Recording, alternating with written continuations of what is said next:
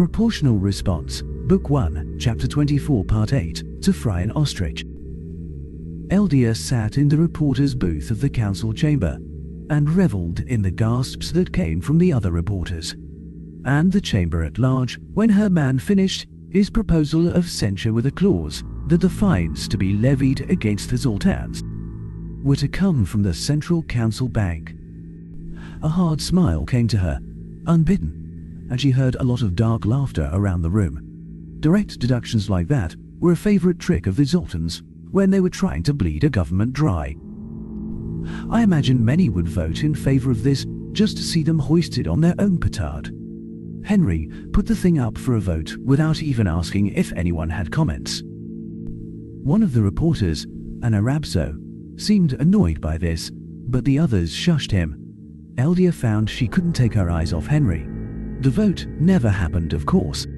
The Penigra ambassador used one of his tokens without even bothering to speak or give comment. Annoyed grumbles filtered through the chamber, including a few from the reporter's gallery. She felt a small smile cross her face, and some of those grumbles got directed at her. She simply looked at the other reporters from the corner of her eye, cocked her head at Henry, and gave them a sly wink. The Penigra ambassador stood there, arms folded, an exceedingly smug look of challenge radiating from every feather. Henry looked up at the man and gave the most wicked smile she'd ever seen from him. It sent shivers down her spine. "No, pay attention. At least pretend to do your job," Henry spoke. "Very well. The esteemed Penigra wishes to deny this proposal. Perhaps a different proposal, one which provides a little bit of mercy, will be more acceptable." Eldia looked down and found that Henry hadn't changed a single word from what she gave him. She felt proud of that wording. It made abundantly clear, as if having the document ready to go wasn't enough, that all of this had been planned, and that the Penigra had been played. All of our grand Kurums have been spent trying to vote Killentar out, so no one has really wanted to call one of these, particularly when the Zoltans and their allies have fought tooth and claw to prevent any, since they know how much they could lose to full council votes. Now, a dark giggle escaped her lips as Henry read off the list of punishments, which were basically the same as the previous proposal, but with the reparations totals reduced to something that wouldn't immediately cripple the Zoltan war effort, and the injunction forcing all Zoltan ships to remain in their space, or contested space, reduced to general warrants being issued for the arrest of all Zoltan captains accused of piracy. The Zoltan ambassador finally spoke up at that, using thousands of words to say that he thought impounding a vessel on a mere accusation was wrong and would likely result in innocent ships being impounded, and how dare Henry even propose such a thing. Ambassador Ballard of the Arabso answered him with a list of times the Zoltans had impounded Arabso ships on far thinner grounds.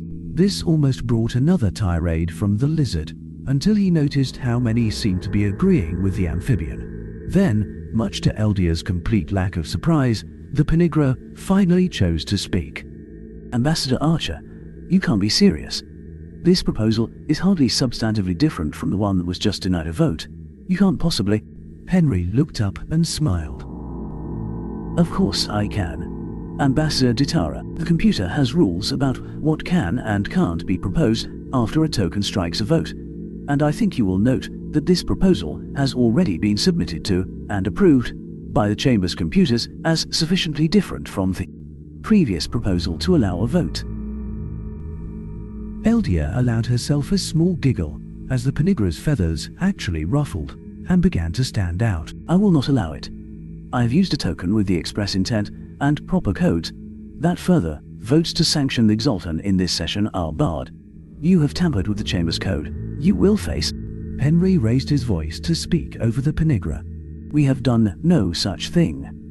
The code which handles the tokens is completely unchanged. Ambassador Ditara, you can check the hash on the executables if you like." "No, Ambassador.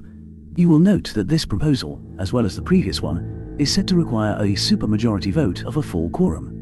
And a full quorum, supermajority vote can only be overridden or prevented by the individual and complete use of a unique token. So, If you want to block this proposal, you will need to spend another of your tokens. Care to play? The Penigra looked down its beak at Henry for a long moment, his eyes narrowing. Then his feathers suddenly laid flat, and he made a gesture which Eldia's translators interpreted as counting coup. Whatever that meant. Henry seemed to understand what it meant, however, because he gave what the Penigra seemed to think was the appropriate non-verbal response and called for the vote. Which the Penigra allowed, but struck down after it passed. Well, he isn't striking them down before they can even be voted on anymore. I guess that says something. Henry's third attempt reduced the warrants to fines, drawn directly from the central banks on accusations. The captains in question could, of course, appear to answer the accusations, but then they would have delivered themselves into council hands. The third proposal had a few other carefully calculated changes to get it past the computers, but she paid them no mind. What mattered came with the vote, which passed, and the Penigra, who sat down and folded his hands, giving off signals of both anger and grudging respect.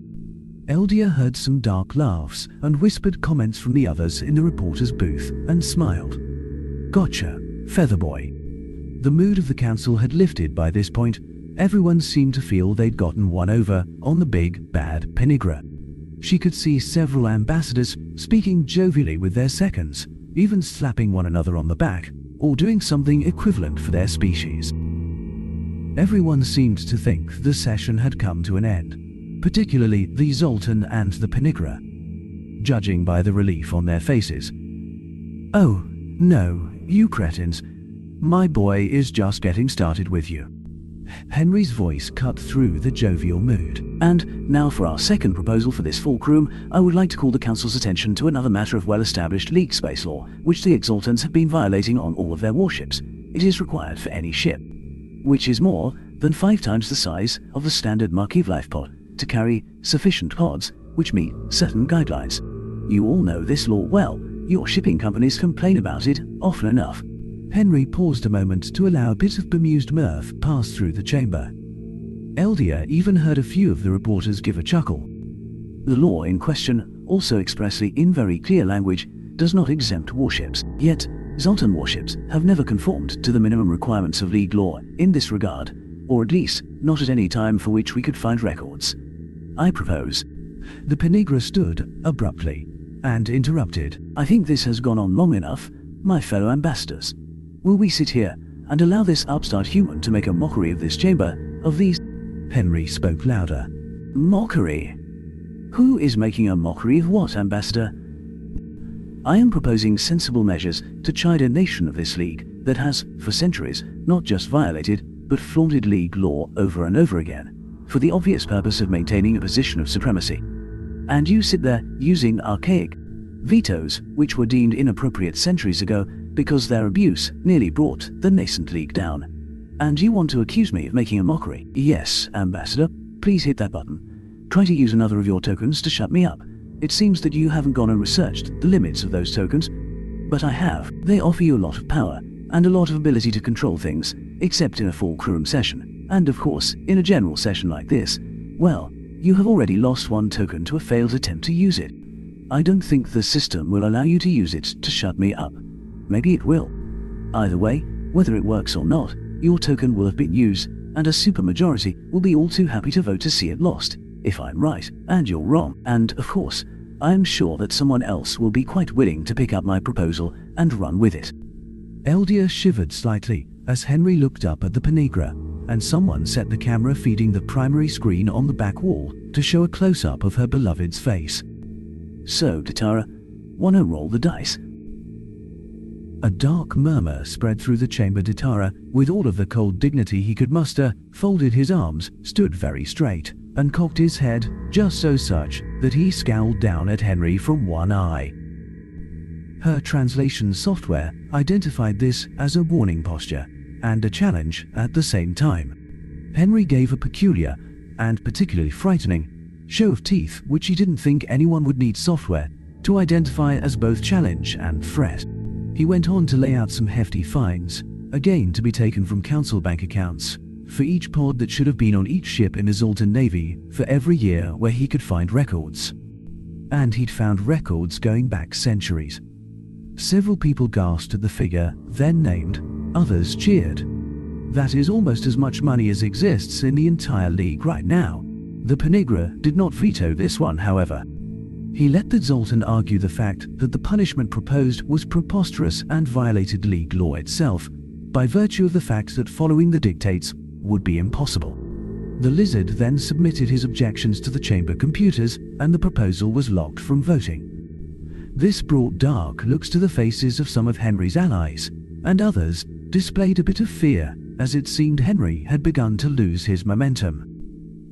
"Oh, ye of little faith, have you ever seen any humans stop because you knocked them down once, much less my Henry?" Henry looked up at the Zoltan and shrugged, grinned, made a dismissive wave with his hand, and spoke. "Ah well, can't win 'em all, I guess. Still, it was worth a try." And, with another small laugh that rippled through the chamber, Henry had them all well in hand, while the Zoltan's tail lashed behind him while the Penigra stood stock still. Henry managed to burn 2 more of the Penigra's tokens before he was forced to bring his proposal for that punishment.